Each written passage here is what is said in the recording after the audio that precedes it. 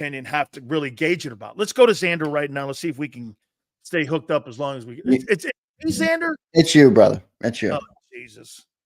It's weird because your show is coming through clear and you can't hear me. I don't understand it, but we're here. Gavin Newsom and his internet has to be. All right, man. Hey, I'm going to go through some of the gambles here in a second. Yeah, I didn't, just full disclosure, I didn't catch all of them. I was multitasking on my other computer doing some production work. So just run through them as if I haven't heard them, but it did sound like you had some good ones on the list. Let me throw this at you, though. Don't you agree this 2024 offensive line should be gauged against the 2022 offensive line? Because the 2023 offensive line, there were issues, especially late. They didn't run the ball as well. I know play calling will be a conversation to that. The best offensive line that the Eagles have had under the Nick Sirianni regime has been the 22 line. Oh, yeah, by far. That's when they had Sayamalo. Yep. Yeah, they had Sayamalo in there, so that was a different. And they were younger. Yeah. Yeah, I mean, we can compare the two. They're comparable, I would say. I mean, I think Lane Johnson is probably 90%, 95% of the player he was in 22 still. He really hasn't taken much of a drop off. Right guard's obviously the big question mark. Center is not going to be as good as it was in 22, even if Cam Jurgens plays amazing. And then you could argue the left side of the line is better because, I don't think Mailata or Dickerson have reached their peak as a player. So they're getting better each year. And you could argue that left side's a little bit better than 22, but the other three positions are probably a slight step back. But that doesn't mean I don't think they can be comparable and be a winning offensive line this year. I think they're going to be a top 3, top 5 offensive line. Should be good enough for us to get to the Super Bowl. What do you make of the NFL.com not putting the Eagles in the top 10? You think that's just clickbait? Because, Ken, Dallas and also Baltimore is not in that. Now, is that just because the quarterback? Are they looking – because, look, let's go through it here. 10. Yeah. You're talking about the offenses? Yeah. Yeah. I'm looking at 10. Yeah, weird list to me. This guy, Gennaro Felice from NFL.com, put it out there, and he goes, Indianapolis is the 10th best offense. What I take Indianapolis is personnel. Their O-line is awful good. Okay, it's top 3. I don't even know if it's top 3, dude. Oh, Detroit, Philly. Highest paid offensive lineman guard is in or second now because of Dickerson is in Indianapolis. I mean, that's a pretty good O-line they got there. I know, but shoot, man, I can think of some other really good offensive lines in the league that are. Yeah, I guess they're up there. They're up there. Okay, but still. Okay, Pittman, I don't see it. I mean, he's a good player, but he's a guy. He's not. Jonathan Taylor's a better back than Barkley. Yeah, Jonathan Taylor's another guy that has a lot of tread on those tires, my friend. I mean, they ran him and ran him and ran him. So I think he's a great player. And he was hurt last year. Yeah, I think he's a great player. He's another guy I met at the Maxwell Awards. Great player, but, doesn't strike fear in the opponent for me. I mean, he's a good player. You got a game plan for him. But do I think he's going to, take you to a Super Bowl? No, I don't see that for him. Let's go. And I think this comes down a lot to the quarterback. Who do you think has got more upside here, Anthony Richardson or Hurts? It's a good question. Upside is a different question. I mean, it is. If because it doesn't talk about the now. Right. The now, I'm taking Jalen Hurts all day, right? I think Jalen Hurts is better in the now.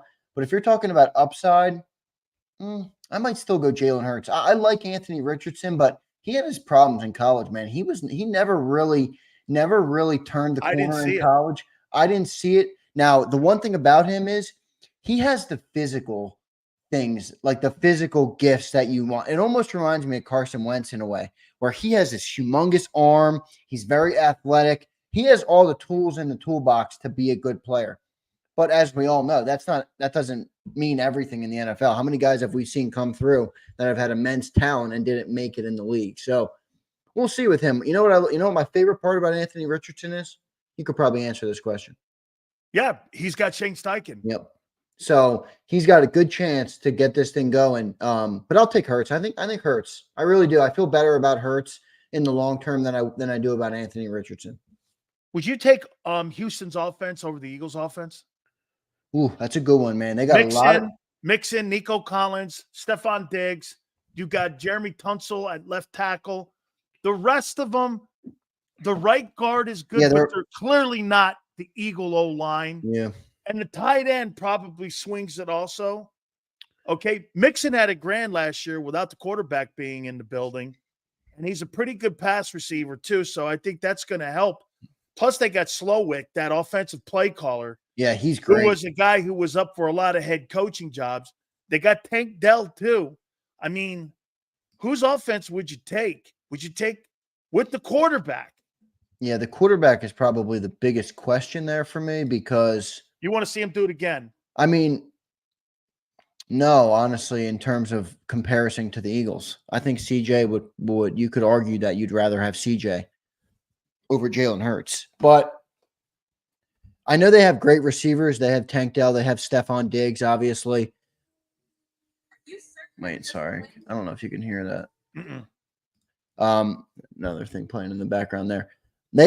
They're comparable though to our skill position guys. Where I know they're great, but they're not like, oh, I'd rather have Stephon Diggs and Tank Dell than Devontae Smith or AJ Brown. You pick one, I'll take the other. You know what I mean? That's how I feel about that. And then our offensive line I like a lot better. And then their quarterback, I'd probably take CJ Stroud over Jalen Hurts. I really like the way he plays the game. Very good passer of the football, can clearly read the field very well. I mean, he came on into the league as a rookie and just started lighting teams up. I mean, you just don't see that often, even with guys that have immense talent. So that's a good one. I mean, I think I'd probably go Eagles overall, but if you broke it down by position, the Texans could take away some of them for sure.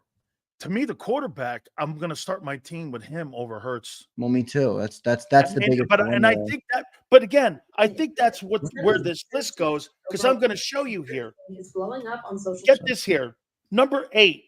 They have the Buffalo Bills, Zander, and I'm like, dude, I can't name one guy on that team outside of Dalton Kincaid, the tight end that they have, and that kid Bush at running back, who's good. He's not Barkley though. Well, Barkley's a better player.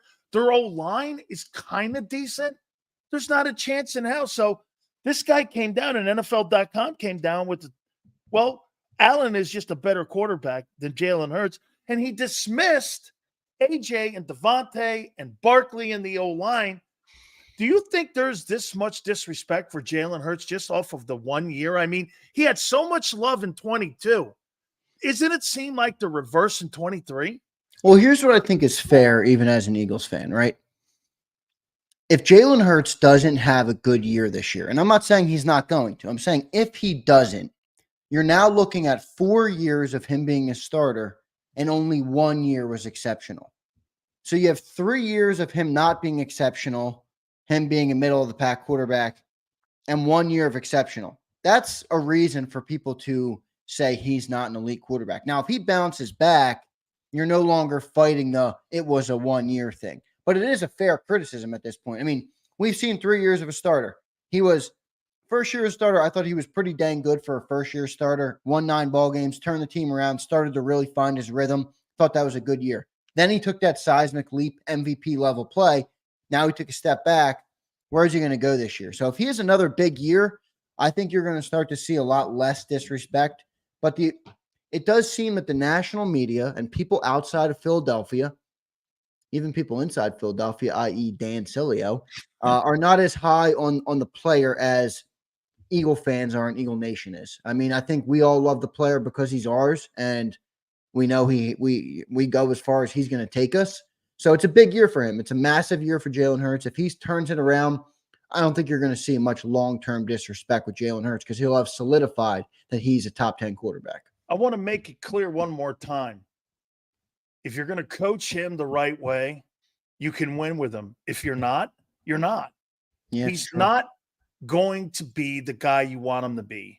And if you consistently go down that route, and I'll consistently say that because people go, you don't like the player. I like the player in 22 because you coached him right.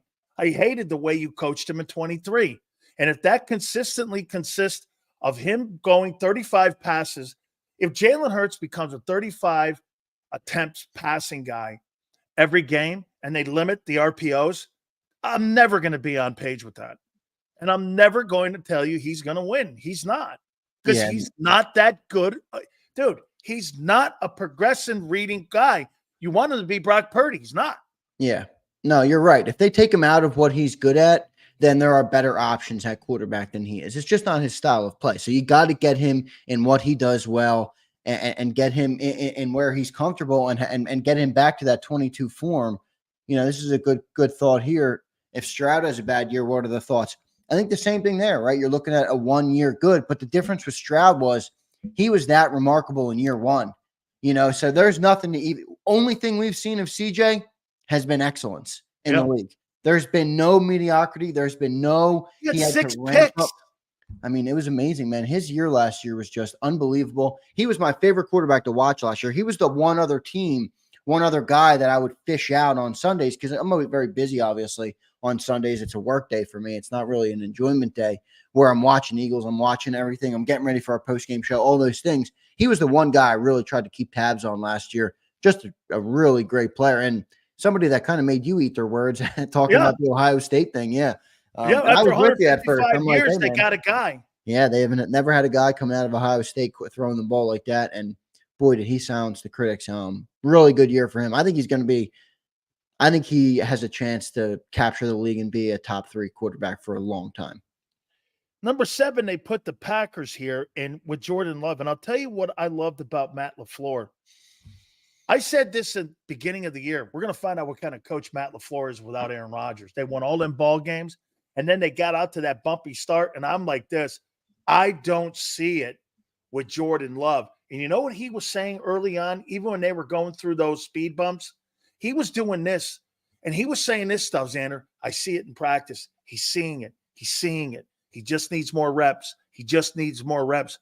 That guy got better and better by the end of the season, and he coached his ass off, and they went into Dallas and blew that team out. I don't think Green Bay has better personnel than Philadelphia, but I do think Green Bay has a better quarterback than Philadelphia. Yeah. I like Jordan Love. I don't feel like I do about CJ Stroud with him. I think he's going to have a big career, but I'm in a wait-and-see mode with him. I want to see it again from Jordan Love. They do have a pretty good cast. Not great, though. Not great. Isn't that more him?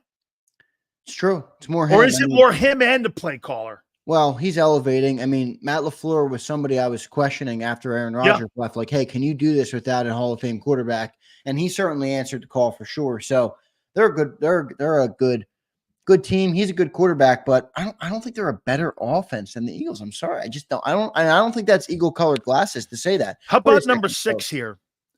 The Miami Dolphins, and you got Jalen Waddle. You have a scenario now where you have Tyreek Hill. You have a pretty good run game, and you have a scenario where you're looking at here with this team here. You got a pretty good play caller in the head football coach. Do you believe that the Miami Dolphins have a better offensive personnel than what the Eagles have? I think they're comparable, but I like our quarterback better. Tua, he led the NFL in passing yards. Yeah, I know. And this is why I don't like this list, because this list to me, I mean, the Ravens aren't in the top 10. They were the number 6 offense in the league last year. They added Derrick Henry, and Mark Andrews is healthy, and they're not on the top 10. And they got a top 4 offensive line. Who did the Ravens lose that they're out of the top 10 based on what? And the same play caller's back. The same play. It just doesn't make sense. I mean, the Cowboys aren't in there. They were the 5th ranked offense in the league last year with 6,300 total yards. I mean, hey, I'm not a Cowboy guy, but good Lord, who did they lose on offense that you're taking away, them out of the top 10? I mean, the Eagles out of the top 10, they were the 8th ranked offense last year, and they sputtered like hell down the stretch. This list to me is just, it's a weak list. It really is a weak list. How do you look at Tua? I mean, it's like, I watch him sometimes, and I say this: he's a cheap man's version of Peyton Manning. And what I mean by that is this: he knows and he has to know where to throw the ball pre-snap because he doesn't have a strong arm. He has to know he has an accurate arm. He doesn't have a strong arm. His problem is he's not big like Peyton. Peyton's 6'5.5", and when he gets hit, he could take the hit. Yeah. This guy can't take the hit. And I'll tell you something else about Tua too. Early on at Alabama, he ran around a little bit, didn't he? Yeah. But once he got the ankle hurt in Well, that no, you Tennessee know what it game, was? It was the hip. You the remember hip. that one play late in the year, and Yep. that's when Jalen came in. It was that hip injury, man. That changed his mobility a lot. Tua is very accurate. He doesn't have a huge arm, Nope. and he's kind of strikes me as a guy, and everybody knows this. I'm wearing the Alabama hat. I was there when he won the national championship. I like the guy. I don't really see it with him in the NFL. Like, to me, everything has to be perfect around him, play caller included.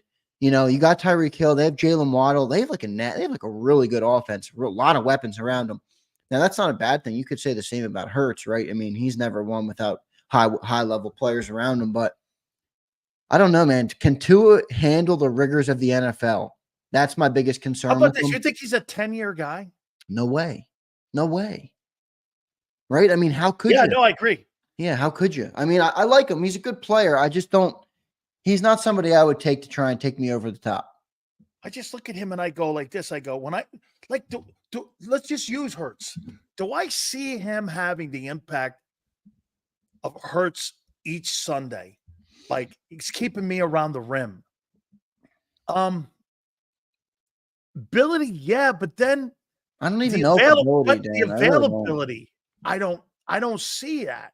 You know, I I don't mean, even know if it's ability either. I mean, dude, availability he is threw a for definite no. 4,600 yards, and he wasn't horrible. He led the NFL. Well, no, because he's a good. He gets the ball out on time, and he's very accurate. So, but the thing is, he's got that Mike McDaniel is a very good offensive mind, and he's got the perfect receivers for Tua. Yep. I mean, Waddle and Tyreek Hill are undersized speed demons that get open in space. Tua finds them easily, and that's where you get all those yards, where you have those speedy wide receivers. So I'm not.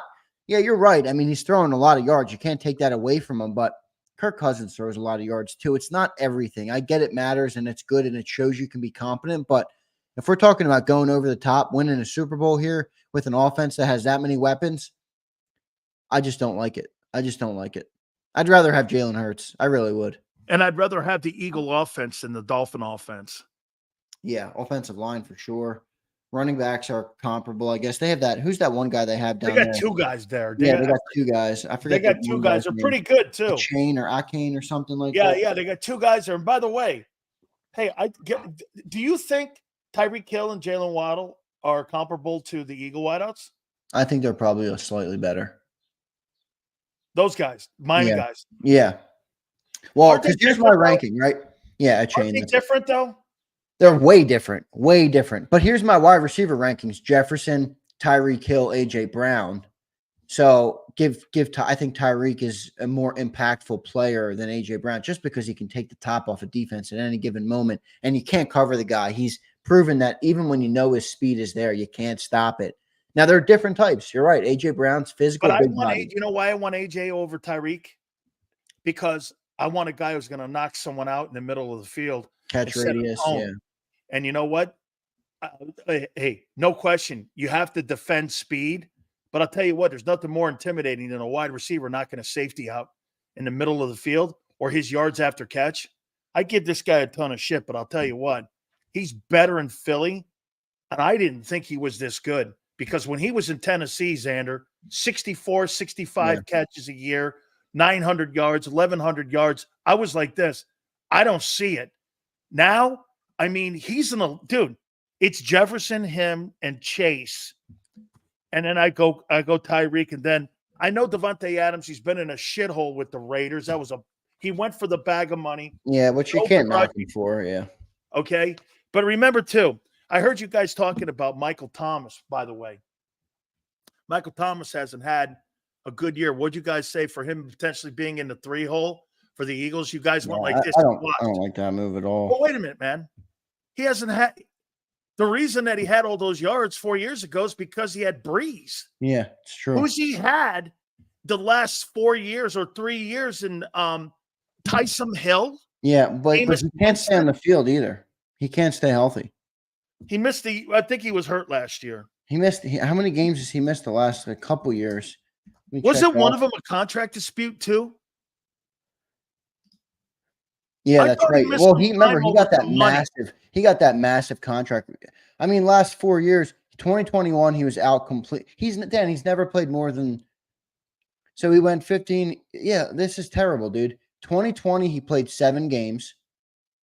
2021, he missed the entire season. 2022, he played 3 games. 2023, he played 10 games. Not doing it. 4 years, dude. He hasn't played more than 10 games in 4 years. In 3 of the years, it was 7 or under. Would you give 1 him a year, league minimum? league minimum, yeah. I mean, because remember, he's not a volume. He wouldn't be a volume guy here, No. so you could lower the risk of injury. But I just think there's better. Well, options. look at what the Dolphins are doing with Beckham. They're putting him in the 3-hole down there in Miami. Yeah. I mean, they're not. We kind of had him there in Baltimore last year. He was a little bit of a non-factor for them. I thought he was more of a 2 there. He was a 3 in LA, Yeah, and they that's went to true. the Super Bowl. And you know what I mean? 2 Yeah, they and signed 1. him late though when they did that Super Bowl run, didn't they? Yeah.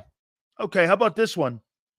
Would you take the Cincinnati offense over the Eagle offense?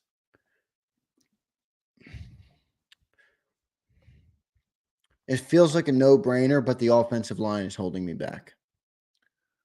I don't like the Bengals offensive line. I know they've improved it a little bit, but they haven't done what the Eagles have done in terms of investing the resources needed to have a great offensive line. But Joe Burrow, I'm taking over Jalen Hurts, obviously, and with their receivers, it's a pick 'em. I mean, It's a push. yeah, you take one, I'll take the other. It's another one of those situations. So, skill position players, you got to take Cincinnati, but the offensive line matters so much. It's And the tough running to take back that this time Cincinnati. because they got rid of Mixon. Yeah, they got rid of Mixon, right? So I don't know. It's close, but Burrow is such a big factor. You got to go to Cincinnati. This is an interesting one. The Rams. That's why this list, like you said, it just doesn't make sense. Would you Yeah. pick the Rams offense No, I wouldn't. over the? I get Sean McVay. I get the play caller. They must have added that. And they clearly think Stafford's better than Hurts, and he is. But the O-line's not really great. They haven't been good in 2 years. The running game is not that great. The receivers, I get it. Puka Nacua, Kupp. But is that AJ and Devontae? No. I would take the Philly guys. Where's the advantage? So it's just the quarterback and potentially the play caller? Is that what you're doing? Because that's not enough to swing the pendulum for me to go the Rams have a better offense than the Eagles. This comes down to they just think Stafford's better and the gap is that much wider and he makes up for some of the deficiencies, which I don't think he does.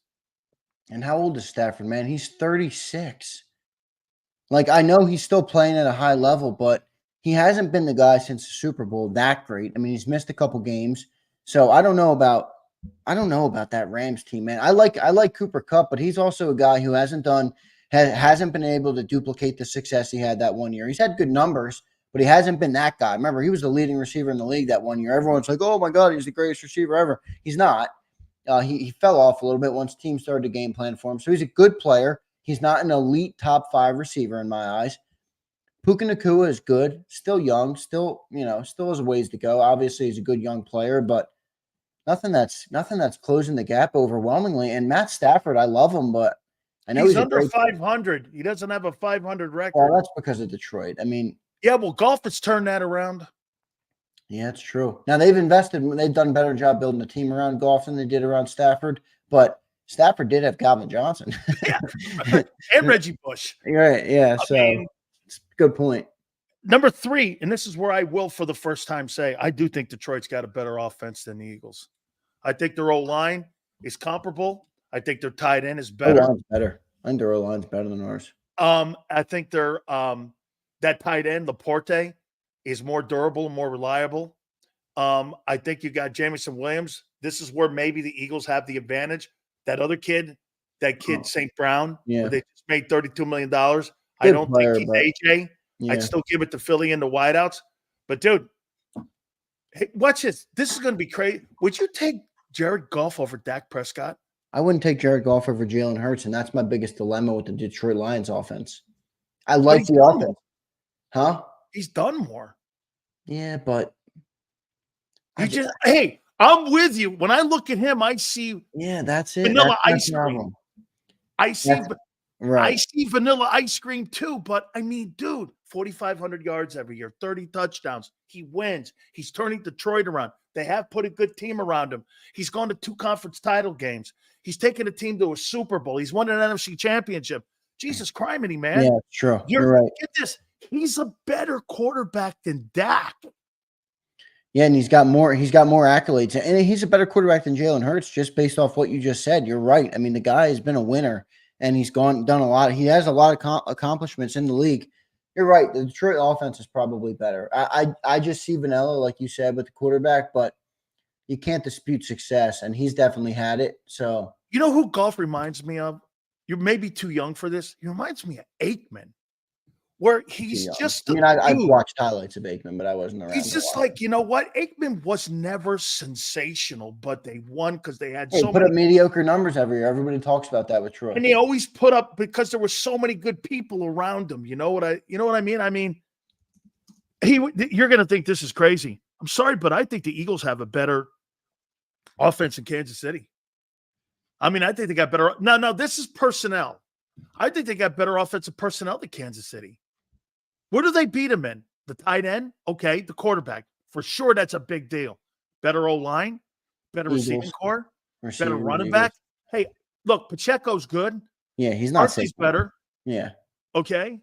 I mean, Kansas City really, that just shows you the gap that guy closes on everything, doesn't it? It's true, because even last year, the Chiefs were the 9th ranked offense. So this Eagles were 8th.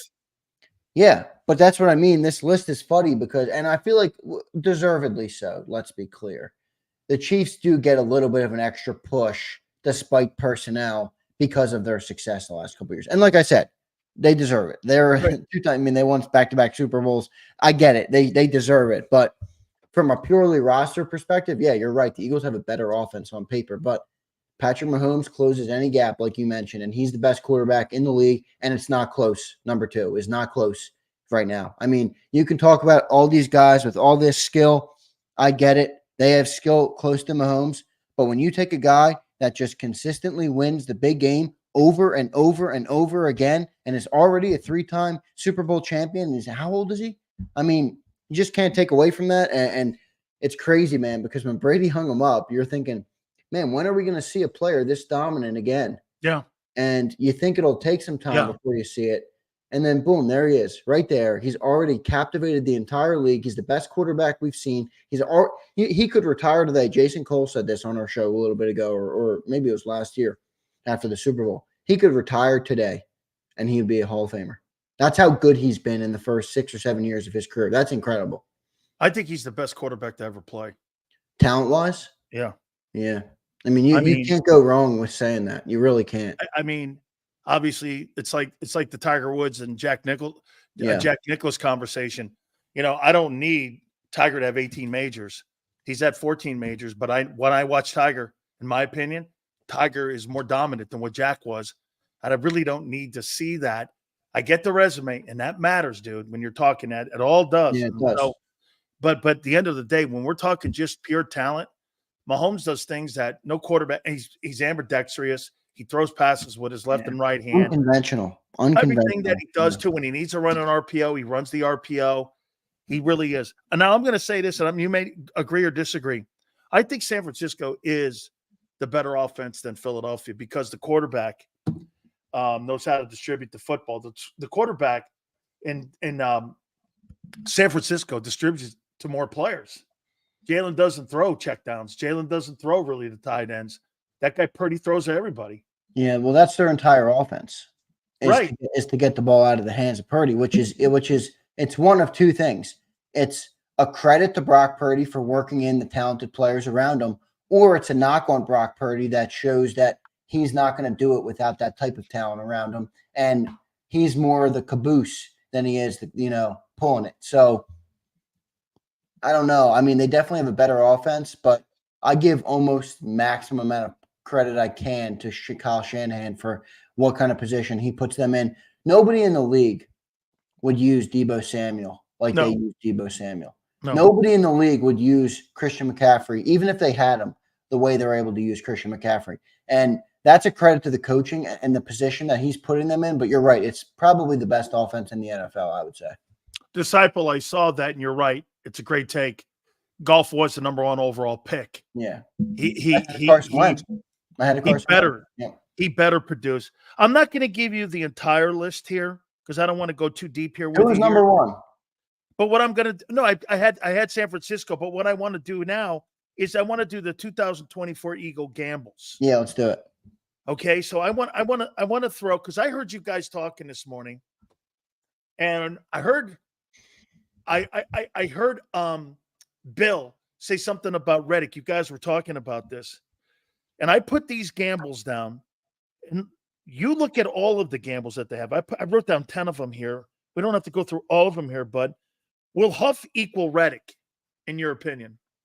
I don't think he's going to equal Reddick, but maybe he won't have to equal Reddick if you have, everybody rising tide lifts all boats. Maybe everybody, all the younger guys, perform a little bit better this year, and you're able to make up the gap. But, how much I'll ask you this real quick before I give you my full answer here. How much stock do you put in, like, the pass rush win rate and the pressure percentage and pressures like that? Because Bryce Huff's numbers were pretty insane in that regard. Like, they were up there with, like, the Myles Garretts of the world and the Micah Parsons. Now, I'm not saying he did it at the same level. It was a much more reserve role. It was lesser snaps. He had an insane defensive line around him, mind you. They had one of the best defenses in the league in New York, in the Jets. But his pass rush, if you take that and you extrapolate it out to what he could do in a bigger role, the data says he could be as good as Hassan Reddick. I haven't seen it yet, so I'm not going there. But I think he'll be comparable enough that it will be a good signing for us, and you'll make up what you lose in Hassan. Because remember, Hassan couldn't do everything either. Hassan had deficiencies on the field, and they cost us in certain moments. So it's not like he's irreplaceable, Hassan Reddick. Okay. Well, most of Huff's success numbers came from behind, when they were behind and blown out in games. How many wins did the Jets have? Is that true? Is that right? Well, they had 5 wins. True. You're talking about, if you're talking about empty calorie stats for Kirk Cousins throwing yards up, okay. Now, here's something else too. 25% success rate is great. I heard John say that. There's no doubt. In a limited role, when you're put in a position to succeed, which means this, they put him in 3rd and long, and he got home, which is great. No question. What were the circumstances? I saw Hassan Reddick in an NFC Championship game completely fucking destroy that game and turn that game into a one-man MVP mood. He was the best player of the 22 on the field that day when he did. Dude, I think he destroyed the other backup quarterback too that was in that game. He did, yeah. Remember they had McCaffrey or somebody playing quarterback. That's the whole rule. The new rule in the NFL is they can keep a 3rd guy on the roster because of Hassan Reddick. It's a good point. He was a game wrecker. He was so is Huff going to be able to be a game wrecker like that? There's only 2 guys in the last 5 years that have had multiple sack years or 4 years. It's Myles Garrett and him. That's a big statement. And remember something, the Eagles were the hunted last year. The Jets, when they lost their quarterback, how many wins did they have? Like 5? They were behind in every game. They were blown out in a ton of them too. So did they just put him out there and pass rush? Did he get home? Were they critical pass rushing moments last year for Bryce Huff that were really game-changing? I saw Hassan Reddick miss the first 4 games of the season last year because he had a cast on his hand, and I saw Matt Patricia misuse him the last 4. So it was really unfair to really gauge the guy and what the guy's season was like, and he still had 11. Here's the biggest problem, though. And I hear you, Hassan. You're right about Hassan Reddick and his ability to game wreck, and we have to see it with Bryce Huff for sure. Where was Hassan in the last 7 games last year? Matt Patricia's defense. Right, it's a good point. 0 sacks in the playoff game, 0 sacks versus the Giants, 0 sacks versus the Cardinals, 0 sacks versus they were the Giants, dropping them. 0 sacks versus Seattle, 1 sack, 2 sacks versus the Cowboys, and a half a sack versus San Francisco. That's where he was in the 1-6 stretch down the stretch. And if you notice, when he got the sacks, he was with the Cy. Yeah, I mean, look, He had two sacks. I'm a Hassan Reddick guy. I'm not saying that to try and criticize the player. I liked Hassan Reddick in Philly. I look back at him as a big impact for us and a great player. He was a good signing. I thought he was a successful signing for Howie. But Yep. do I think he's irreplaceable? No. Have we seen it from Bryce Huff? Also, no. Do I think he can get there? I do. I do think he can get there. We'll see. You think Devin White returns to his all-pro form I do when not. he was in his second year? It's been 4 years since that moment. Do you think he returns to his all-pro year that he had? He's still 26 years old. He's young. He's not old. Fast as hell I still. don't see it, man. I don't see it. I don't see it. Too much talent, too much shown early in his career to have the type of drop off he's had, and then the consistency in the drop. I mean, Todd Bowles benched him, and he still talks about Todd Bowles like he's a father figure. Like Todd Bowles tried to do everything he could to make that guy succeed, and he didn't. And that's a big thing to me. And I don't see it with Devin White. I think we're going to be another year of the island of misfit toys at linebacker position. I don't see it right now with Devin White. Nakobe Dean to me is. I'm done talking about him. I'm there with you right now. I'm just done. I got to see it from your brother. I'm done talking about it. Yep. So we'll see. But to answer the gamble, you're right. It's a big gamble, and I don't see it. I do not see him returning to a guy that he was 4 years ago. I mean, do you think this is Howie's biggest draft gamble in the last 4 drafts, Nolan Smith? And do you think he's going to be a stud or dud, the 31st pick in the draft? Do you think this has been right now, as it's shaping up, his biggest gamble that he's had in the last 4 years? No, biggest gamble is not the right word. I don't think he was a gamble because rounder. Remember how it went though. We had 2 first-round picks that year. Howie made the trade up to take Jalen Carter. Right. I'm not saying it wasn't a gamble or it wasn't a big reach to go and get Nolan Smith, but it kind of blended in. Like it wasn't like when he took Jalen Reagor and it was like everybody's waiting for this guy to be the first-round receiver because we need a first-round receiver.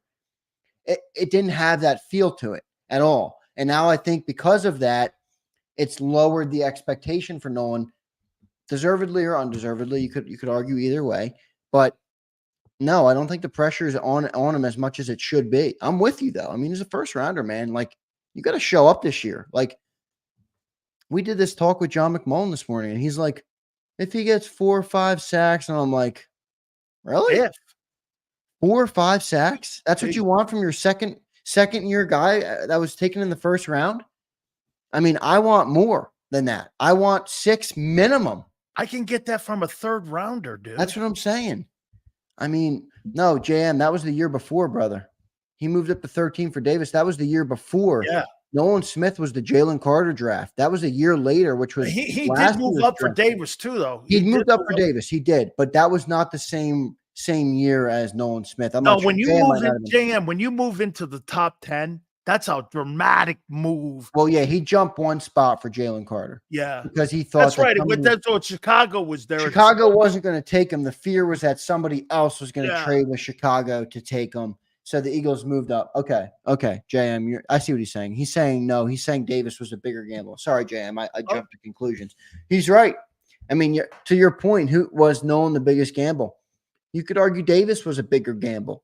Now, I think Davis more out of Davis more. I've seen more out of Davis though. You've seen more out of. Now he's had an extra year, but you have definitely seen more out of Jordan Davis. I don't know though.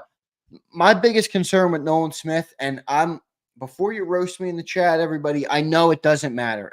I could be completely wrong, and I'm perfectly okay with that. I just don't see it. Like when I look at him, I don't see it.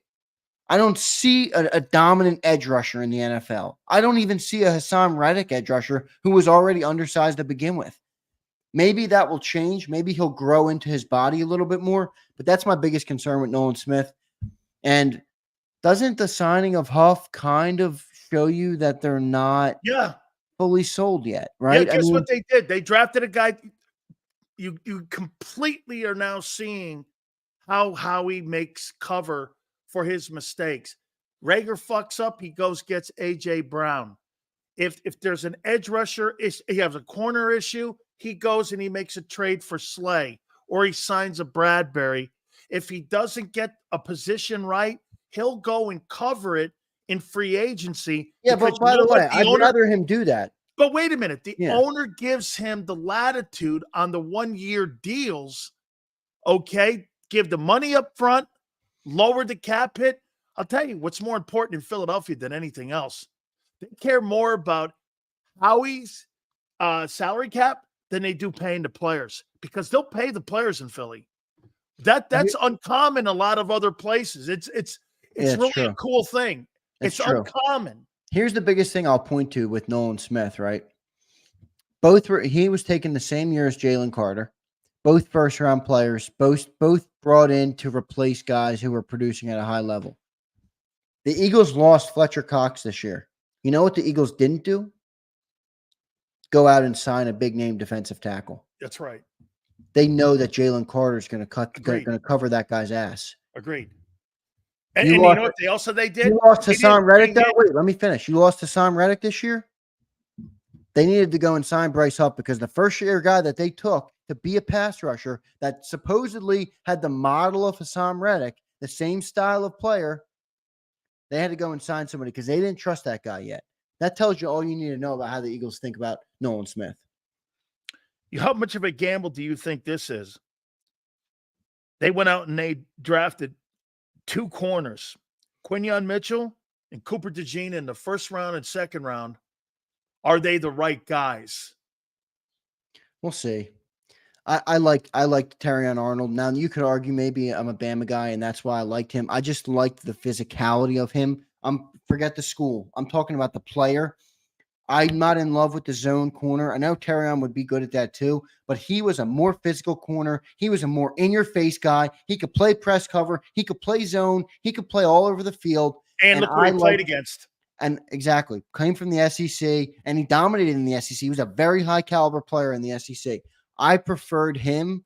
He was my number 1 corner going into the draft. I'm not saying I'm right. I'm not saying that. Neither am I. I don't know yet. Player, but yeah, you could argue it's a gamble. Now, I think Quinyon's going to be good. I really do. I think he's going to be a good player. He seems to be very sound fundamentally in the game, understands the game, listens to coaching. He seems to do all the right things. And from what everybody has seen so far down there at practice, I know it's just practice, early spring, but apparently he looked pretty dang good. He looked like you'd want a first-round corner to look. I think that's a promising sign. And Cooper DeJean, I feel great about. I feel better about Cooper DeJean than I do about Quinyon.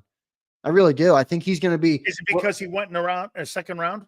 Well, certainly you feel better about that, but I mean the player. I just, when I see him and when I watch some of his tape, he looks like a guy that's going to make an impact in the NFL, regardless of where you play him. If you put him in the outside, I think he'll be good. If you put him inside the slot, I think he'll be good in between the numbers. If you put him at safety even, he seems to have the skill set to be able to adapt and play a different position. I feel great about Cooper DeJean. Kitchens kid is a good ball player too. I know. They could have taken him too. Kitchens was good. I'm okay with DeJean here. Couple last ones here for you. Who do you like better though of those two? Oh, I loved Arnold. I think Arnold is the guy in my opinion. No, of the two Eagle guys. Yeah, Cooper DeJean. I just get a feeling I feel better about him, but. You know why? I think there's less chance of failure with him because he's either going to be a guy in the numbers or you're going to drop him in the slot. See, you know what though? I don't. When I say that, I don't want people to think I'm thinking Quinyon's going to be a bust. I actually think Quinyon. The best part about Quinyon to me is I believe he has a very high floor. Like I think he's going to be a good player. In terms of upside, though, I think Terrion Arnold had the higher ceiling. I think he could become a better cornerback than I think Mitchell will become. Now, and they were only separated by 2 picks. Maybe I'm wrong. I mean, Eagles fan 220, thanks for checking in, brother. He says Mitchell has more upside. Look, I hope you're right. I really do. I hope I'm wrong on this. I'm just telling you how I kind of read the board at the time, and I'm no draft expert. I get it. You can criticize me. I just thought Terrion had the bigger upside as a cornerback, but I do think Quinyon's got a high floor. And I think that's going to be good for the Eagles because they need a guy that can come in and be a consistent good player, even if he's not a superstar. Do you think the biggest gamble of all this list, this is number 10, you think the biggest gamble is bringing back Nick Sirianni? I do. I do. I thought that when you said it, I heard you when you talked about it. I think that was the biggest gamble here. Now, I think it has a chance to pay off because you brought in an offensive mind that's not consumed by all the other bullshit that happens in the city of Philadelphia, that all the other bullshit that happens for the head coach of the Eagles when you're dealing with the owner and you're dealing with Howie and you're dealing with defenses and you're dealing with the press and you're dealing with all those things. It makes your job harder. Let's just be real. That's what Nick Sirianni was going through. That's what he was trying to do. Now you removed him, which you could argue you castrated him, but it might be like a bow. You pulled it back and you have a chance to shoot it forward now. And I think they're going to have a better offense. They're going to have a guy that understands the game more in the moment, that's more consumed by the offense. He's got one job. It's to make this thing work. And I like Kellen Moore. I've been saying it on your show. I know there's Dallas fans in here who are going to tell me I'm wrong, and I'm good with that criticism. I think he's going to work, man. I think he's going to get the most out of Jalen Hurts. I think he's going to play to his strengths. He's going to force him to get better at the things he struggles with, short passes, over the middle, getting Dallas Goedert involved, some of those other things. And I think we're going to have a better offense from it. I really do. So I think Nick is the biggest gamble, but I think there's a chance at a big upside with it as well. Finally, can Nick save his job? What would be a good year for you? Yeah, Nick for Nick Siri, what would be? We've talked. You and I have already talked about what would be a good year for Jalen. So the last one I wanted. What would look and be a good year? You said something yesterday. If Nick Sirianni goes on the open market and he puts a team in the playoffs 4 years in a row as a head coach, yeah, he's going to get a gig. I mean, now if he wins. Okay, and he evens his record, but if he's 2-4, I still think you look at it, especially if they win 11, 12 ball games this coming year. But what can save his job and how can he turn his fortunes, or can he turn his fortunes around?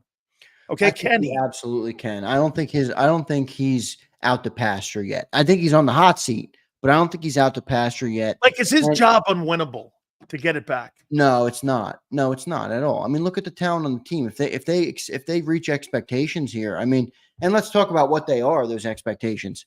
I think a lot of people are right in the chat. I mean, Bob Brown, great commenter. What's up, Bob?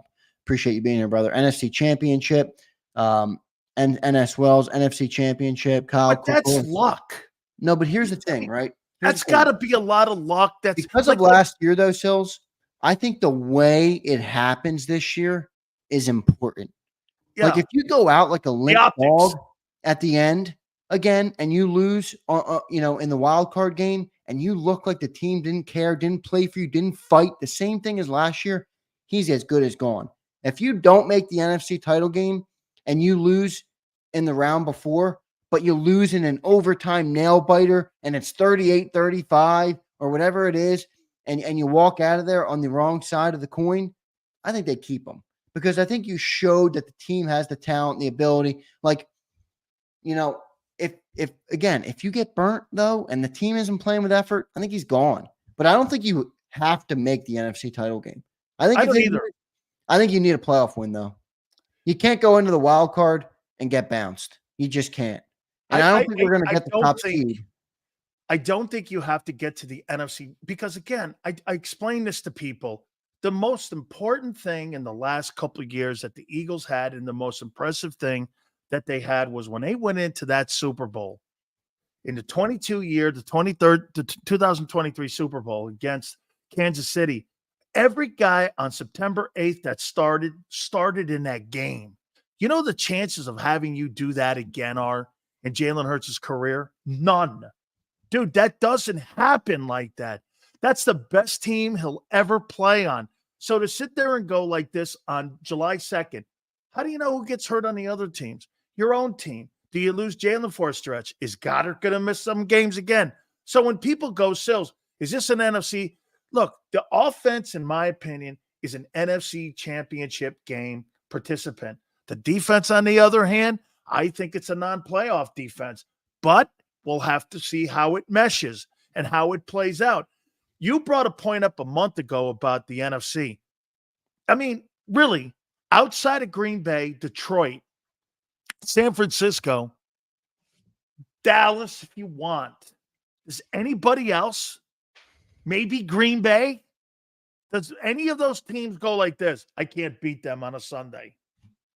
No, you're right.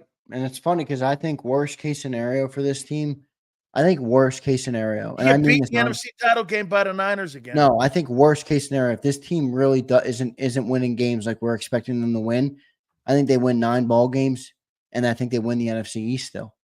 So you're going to get into the playoffs. Yeah, like that. Yeah. Yes.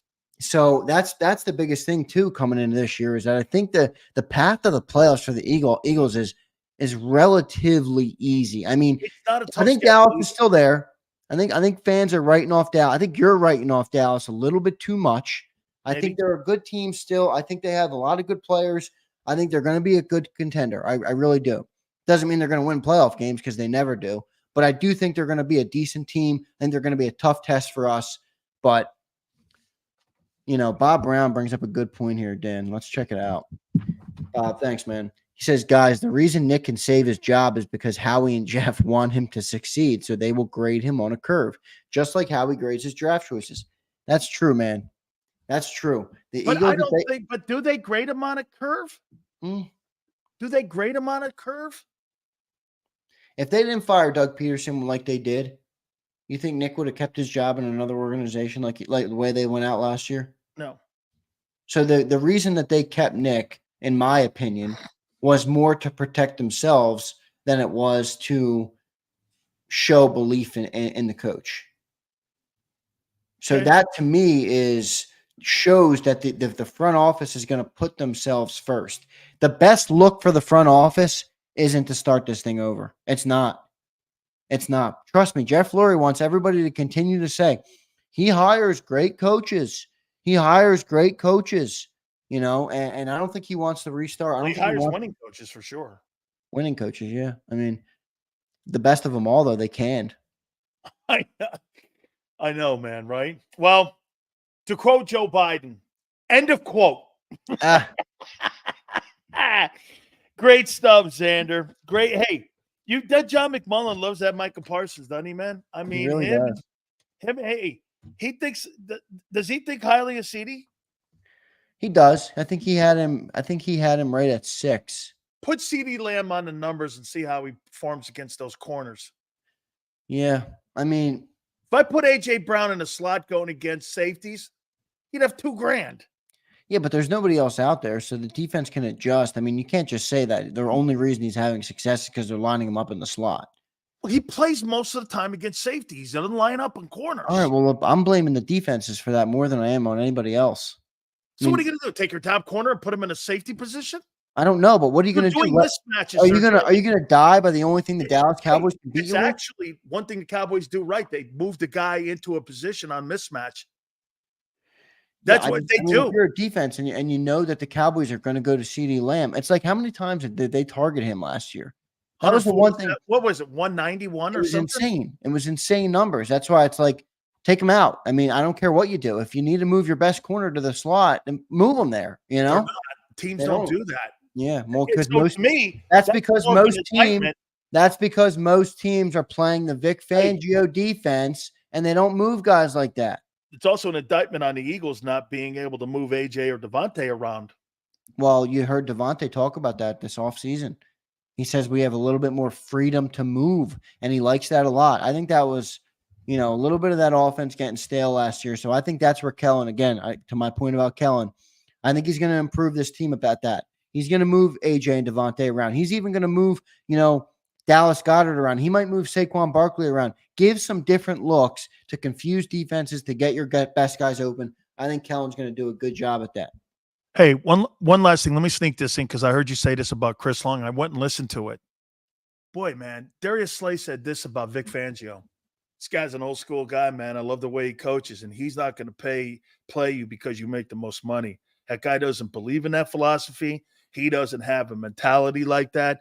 He tells you exactly. He knows everybody's technique. He's trying to show you exactly what he wants. I think that could be a little bit of a head bump with Howie, the way that they are up there. Because, sounds like it's going to be, yeah. Because Vic, they like putting guys on the team. Like I tell you what, Jordan Davis starts dragging his ass around. he ain't going to be the starter in that defensive line. He'll yank that guy's ass. That could be a problem. You got nobody to put behind Jordan Davis. That's the problem. Well, he'd rather put a lesser player that gives him more effort than a guy. We don't have another player that can even play what Jordan Davis does. That's the problem. He had no effort, according to Baldinger last 5 games of the year. He should have been. been. Baldy was a little tough on him. I mean, he wasn't great down the stretch. But if we're going to use the same thing we talked about with all the other defensive guys, I asked you, where did Hassan Reddick go? You know what you told me? Yep. Matt Patricia. All right. Jordan Davis and Jalen Carter both fell off a cliff. Hassan Reddick fell off a cliff. Every guy on defense fell off a cliff. It's a fair take. If I'm using the one excuse for the one guy, I have to apply that to everybody. Absolutely. I'm not saying I don't want more effort. I'm just saying Patricia came in and blew that whole defense. No. You know what? Because Gary Cobb was the first to identify it. What he said was they took him out of one gap and put those 2 tackles in 2 techniques, and that's why they evaporated. And that's why they got worn down, because they were 2-gapping instead of doing what they were doing early. Exactly. Great stuff, Zander. Appreciate you doing this, brother. Thank you so much for being on as long as you were today. Can't thank you enough, brother. Hit the like button, folks. Don't forget to check them out. Birds 365 with John McMullen. They do a great job each and every single morning. Farzetta kicks off also our broadcast. Great stuff, brother. Thank you, Sills. Appreciate it, brother. All right. Hit the like button. Keep it here, National Football Show. If you missed any of today's show on the JAKIB Media channel, listen to the podcast on your way home. Available on YouTube, Apple, and Spotify.